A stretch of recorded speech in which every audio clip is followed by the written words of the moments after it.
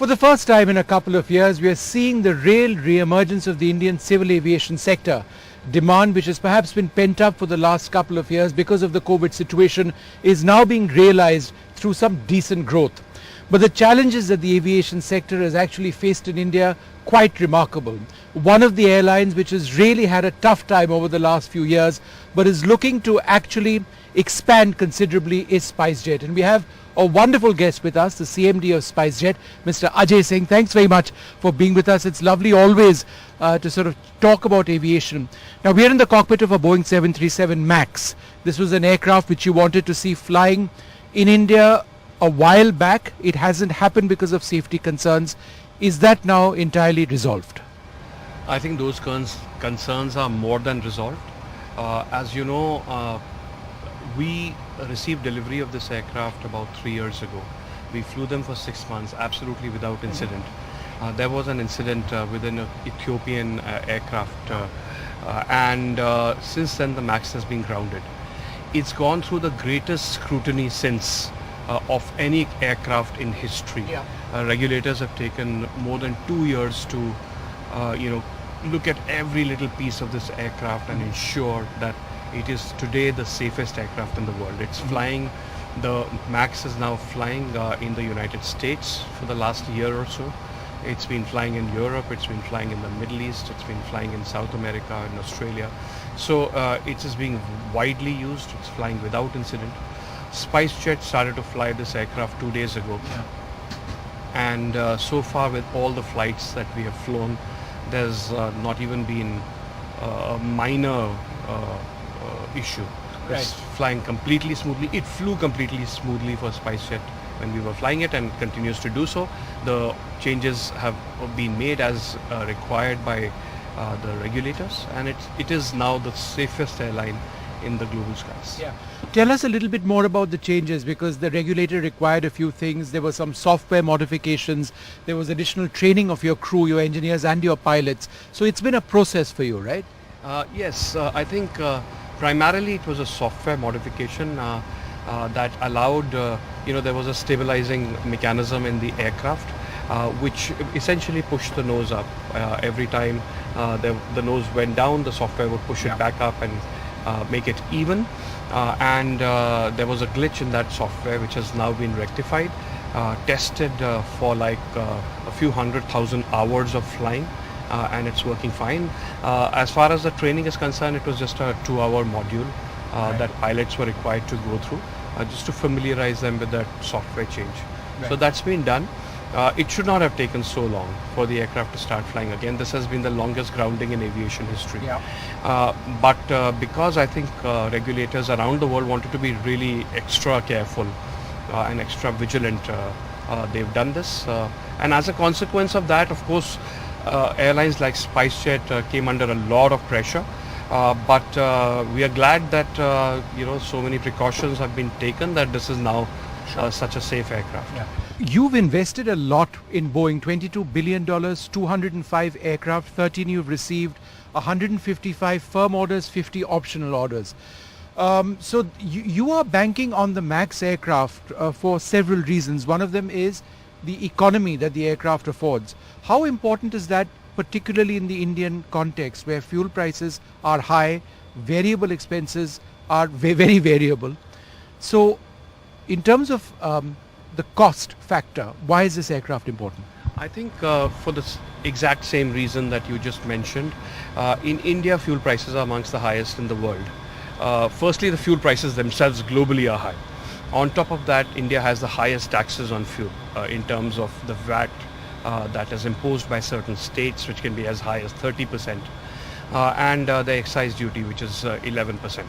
So, it's incredibly important to have a fuel efficient aircraft. The Max is 20% more fuel efficient than our older aircraft, the NG. So that is incredibly important. The fact that the engineering costs, because this is much better design of aircraft, so engineering costs are a lot lower for us with this aircraft. So those are the two primary costs in aviation, the fuel and the engineering.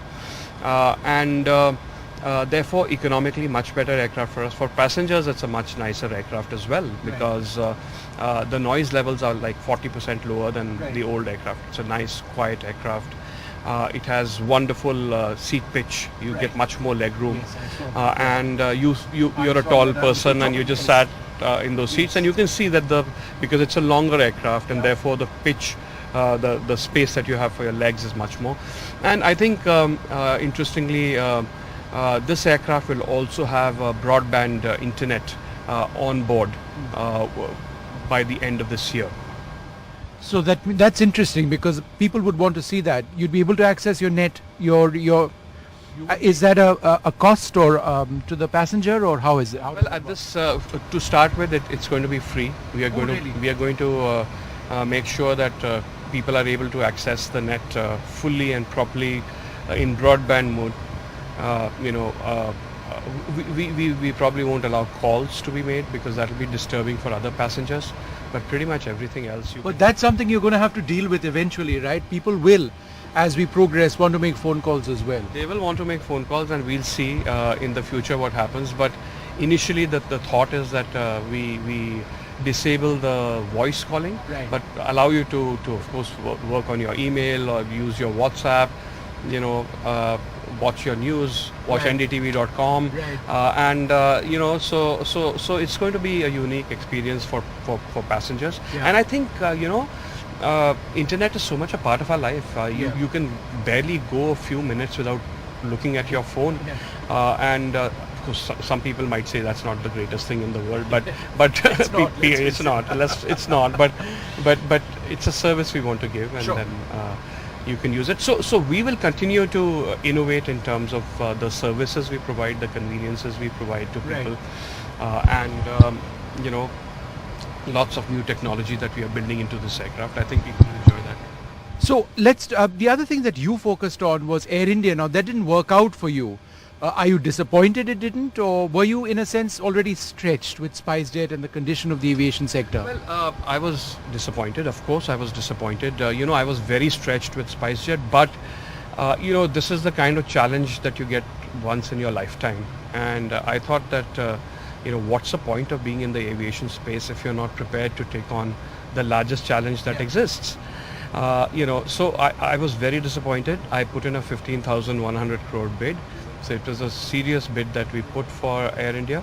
But I'm also extremely happy that the disinvestment finally went through. I think great credit to the government of India for being flexible with this disinvestment. And I think Tata's is a fantastic partner for Air India. It was their company. They have the wherewithal and the resources to rebuild the brand of Air India. Air India as a brand belongs to all of us as Indians, and we all pray for them, and I wish them the very best. I hope that they revive this brand and they make it a brand that all of us can be proud of. This is a global brand. It needs to be. This is India. We need to make sure that we are the best. So just one or two more questions. Firstly, 50 optional aircraft, they may or may not be Max. So does that mean you're looking at a larger aircraft? And if so, would that be for international routes? Look, I would never say never to anything at all. SpiceJet has always shown that it's going to take advantage of opportunity and innovate. So we'll see. I think the government has been pushing all of us really hard to fly long haul. I think it's time that India stopped exporting all its passengers into the Gulf airports and having the Gulf airlines distribute them throughout the world. There's been this joke that actually Dubai is our main airport, and Emirates is our national airline. So I mean, that needs to change. I think this government is very focused on changing that. India is so wonderfully placed geographically, both for passengers and for cargo. That we are both a producing nation and a consuming nation, and we sit in the middle of the producing and consuming nations of the world. So we need to be an important hub both for passengers and for cargo. We have a fantastic, really unique opportunity. But to make this a reality, I think government and industry and regulator and everybody needs to work together. One final question. As you can imagine, a lot of people in the airline sector, including in your airline, your workers, were upset. Salaries were not what they were. There were salary cuts. Is there any message to them? Will they get their salaries back? And Well, where firstly, it was, or- firstly, all the salary cuts have been restored. All the employees are being paid in full for the last 2 or 3 months. We had a choice, Vishnu. When COVID hit us, there were no flights. So we had a choice of either retrenching a lot of people or saying, okay, we have a certain amount of money that we get from our charter revenue and from cargo and so on and so forth. And we will distribute this money we will not retrench anybody, but we will distribute this money. And so therefore we will pay less. We chose that option instead of retrenching, because if we had retrenched people, they really had no other jobs to get.